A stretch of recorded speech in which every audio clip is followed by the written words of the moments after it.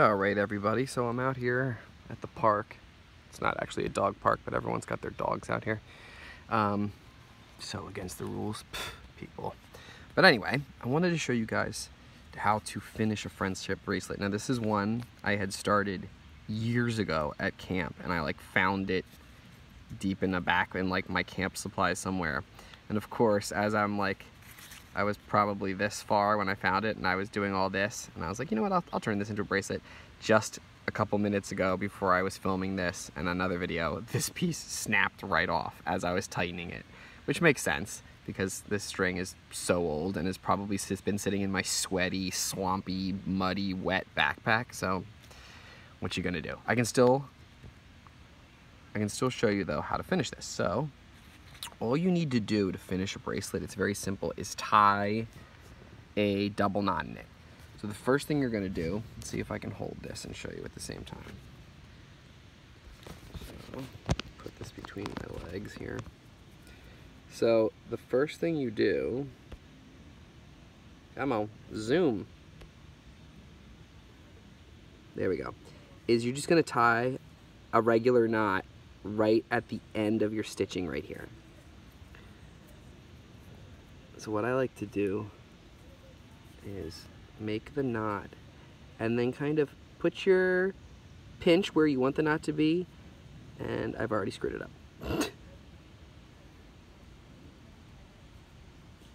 Ideally, you want the knot to be as close to where, see my left hand here that I'm moving, you want the knot to be as close to that end as possible. See, I'm not gonna redo it, but see how much gap is between where my fingernail is, the knot, and the end of my stitching? You don't want that. You want the knot to be right up against the edge. But just for the sake of the video, I'm gonna leave it like that. But ideally, you don't want this much space right here. You want the knot to be right up against the stitching. And then all you do is take the ends, knot them, and pull them. And you're gonna have to test this out. See, this would not fit around anyone's wrist. Maybe a kindergartner or first grader, but certainly not mine.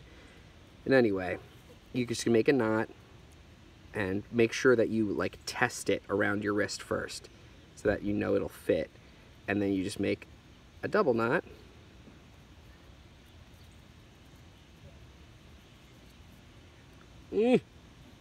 Doing this looking through my phone's camera is impossible. There we go. And pull it tight. And that's it. That's all you have to do to finish friendship bracelet. Now, I'm sure there are fancier ways to end this if you want to be able to take them on and off. I tried to look some up. I didn't find anything that I thought was super useful. I think they kind of look tacky when you put special things on the ends. There was one thing I saw where you can buy specialty latches at arts and crafts stores that have hooks, that hook to each other, and you would have to cut the ends off and super glue them to the string. I don't like to do that because a lot of times that super glue stuff, especially if you're like a Miss Betty's camper and you're outside sweating and getting wet, those things can fall off pretty easy. So my policy on friendship bracelets and what I like about them is that once they're on forever until they fall off. I just made this one the other day. Adjust my camera angle here. Zoom, you fool. There we go. And I just had to tie it in a knot. So this thing is on until it falls off. And they probably stay on for, I want to say, a year at the most. Mine always fall off. You wear them in the shower, you wear them when you swim in a pool, when you get in the creek, so they eventually wear off. These strings are super thin, so don't be concerned. Oh my god, I'm never gonna get this thing off. You can always cut it off if you get bored of it. But I like the idea that if you make it for a friend, it's like a permanent thing. That's the charm of the whole thing. But yeah, once you double knot, you can see I cut, I can't point and hold the phone. I cut the ends of it pretty low. So once it's knotted, I would leave maybe an inch on each side of your cut. See that the frayed ends there, until you've worn it in the shower or washed your hands a bunch of times and it's gotten wet. Because once it's gotten wet and dried a couple times, that knot is going to be really tight. So once you've sweated it out a bunch, and it's kind of how clothes kind of shrink and dry when you put them in the washer and dryer, that kind of happens to your bracelet too. So once you feel like that knot is permanent, you can trim these edges down even more if you want them to be more flush. I wouldn't cut them all the way to the knot. That's a little risky. So if that knot comes undone, you're gonna have a really hard time getting that back together. But that's really all you have to do to finish a friendship bracelet. It's pretty easy.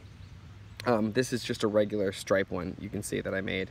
And I posted another video. I recorded another video earlier this week, and I'm gonna post it, of me making this one to show you how to do the stitch. If you want it to be wider, I used 4 colors and 4 strings for this one. You can just use 8 strings and as many colors as you want. The more strings you use, the wider the band will be. See, this band is pretty thin. I kind of prefer a wider band, but I'm not a pro like the ladies at the art barn. So anyway, that's that. That's how you finish it. I hope you found this useful, and I'll see you guys next week.